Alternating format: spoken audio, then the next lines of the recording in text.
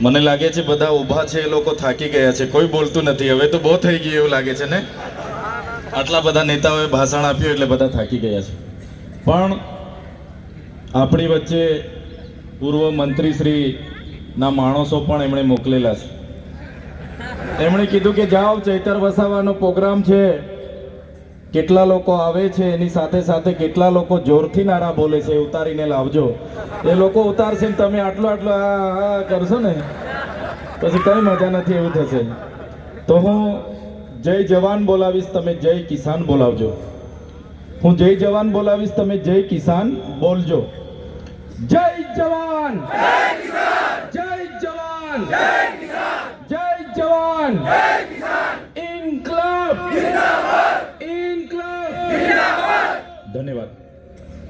આજની ગુજરાત જોડો જનસભામાં અહીં મંચસ્થ મારી સાથે ઉપસ્થિત આમ આદમી પાર્ટીના પ્રદેશના યુવા અધ્યક્ષ એવા બ્રિજરાજભાઈ સોલંકી, વિદ્યાર્થી નેતા અને આમ આદમી પાર્ટીના યુવા આગેવાન એવા યુવરાજસિંહ જાડેજા, આ વિસ્તારના સંગઠન મંત્રી એવા નરેશભાઈ બારિયા, આ ઝોનના પ્રભારી એવા અશોકભાઈ ઓઝા, સાથે આપણા મહીસાગર જિલ્લાના પ્રમુખ એવા બાબુભાઈ ડામોર, દાહોદ જિલ્લાના પ્રમુખ એવા રાકેશભાઈ બારિયા, દાહોદ લોકસભાના ઇન્ચાર્જ એવા ભાણાભાઈ, સાથે આ વિસ્તારમાંથી દાહોદ જિલ્લાની આજુબાજુની વિધાનસભા 2022ની ચૂંટણી લડેલા એવા તમામ સાથીઓ, વિધાનસભાના ફતેપુરાના પ્રભારી, જાલોદના પ્રભારી અનિલભાઈ અને તમામ વિધાનસભાના પ્રભારીઓ, તાલુકાના પ્રમુખો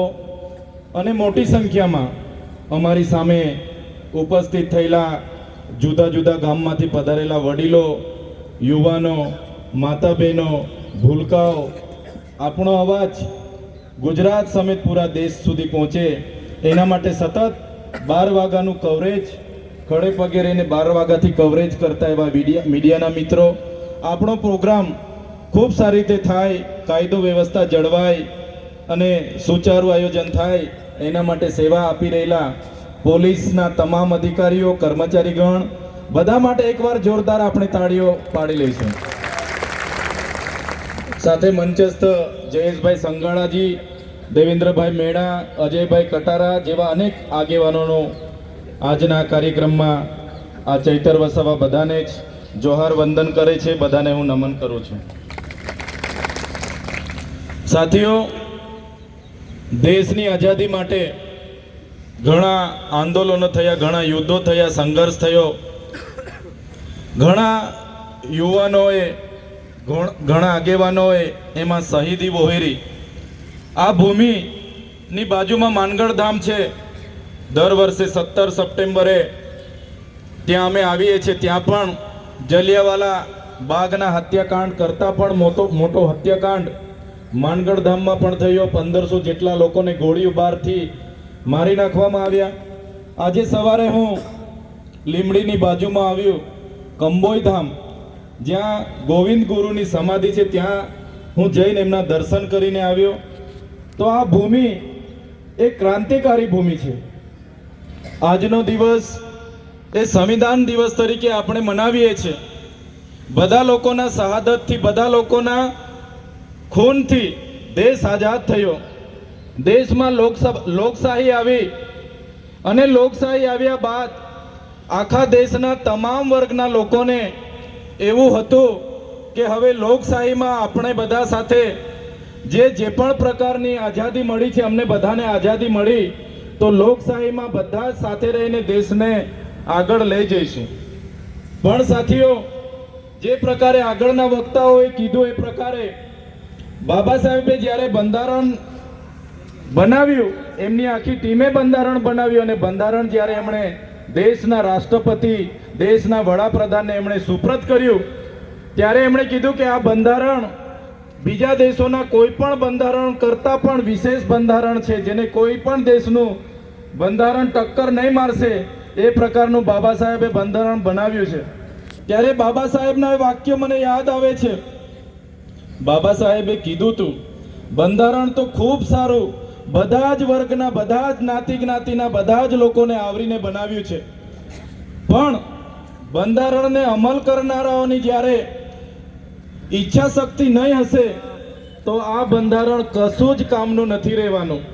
અને આજે તમે જોઈ લો, આજે દેશમાં જે લોકો રાજ કરી રહ્યા છે, દેશની આઝાદીમાં એમનું કોઈ યોગદાન નહોતું, અને એ લોકો આજે રાષ્ટ્રભાવનાની, રાષ્ટ્રપ્રેમની, દેશની અખંડિતતાની આપણી સાથે વાતો મોટી મોટી કરે છે.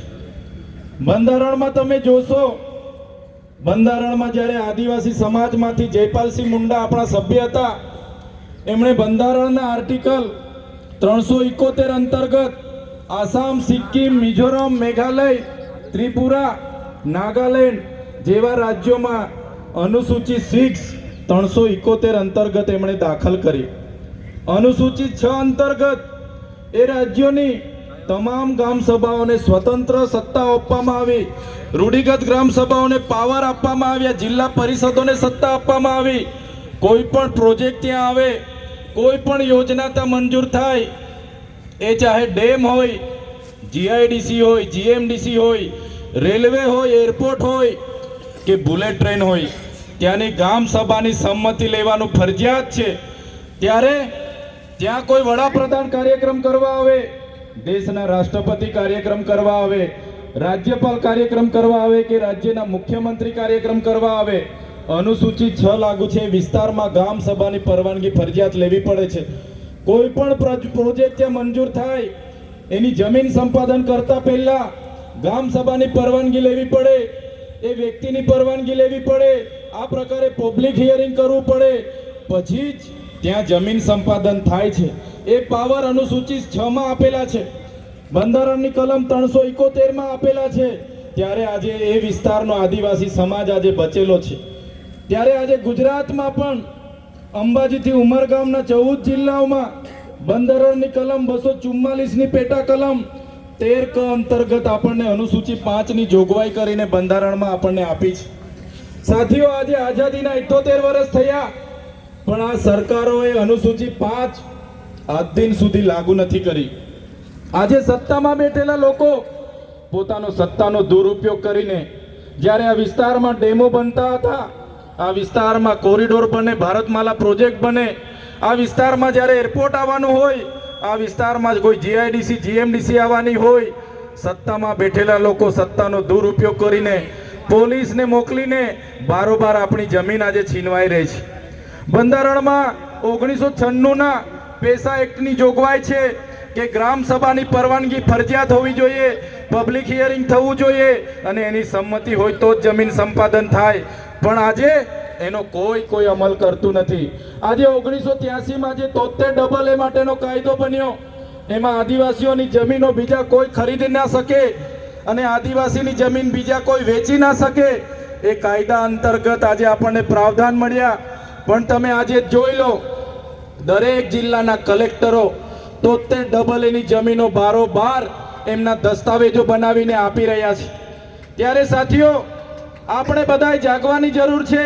એ ચાહે અનામતની વાત હોય, આજે અનામતમાં 40% લાવો તો જ આપણને એ ભરતીમાં લેવાની વાત છે. ત્યારે આ રોસ્ટર પદ્ધતિ બાબતે પણ આવનારા દિવસોમાં આપણે જાગવું પડશે. ત્યારે સાથીઓ, વધારે વાત એના પર આપણે કરવી પડશે કે આજે બંધારણ દિવસ હતો અને આપણને જે બંધારણમાં સંવિધાનિક પ્રાવધાનો મળ્યા છે, જળ જંગલ જમીન પરના અધિકારો મળ્યા છે, ખનિજો પરના અધિકારો મળ્યા છે, એની આજ દિન સુધી અમલવારી નથી થઈ. આજ દિન સુધી આપણે અધિકારો માટે લડીએ છીએ. આજે તમે દેશની હાલત શું છે જોઈ લો. આજે આપણે દેશના નાગરિક છે એ સાબિત કરવા માટે તમારે કેટલા જાતના પુરાવા આપવા પડે છે? આપવા પડે છે કે નથી આપવા પડતા? પાછળ મારો અવાજ આવે છે? આજે તમે દેશના નાગરિક છો એ સાબિત કરવા માટે તમે જોઈ લો, શરૂઆતમાં તમારે નામ લખાવવું એટલે તમારે પહેલા શરૂઆતમાં જન્મનો દાખલો માંગે, આવકનો દાખલો માંગે, જાતિનો દાખલો માંગે, સ્કૂલનું સર્ટિફિકેટ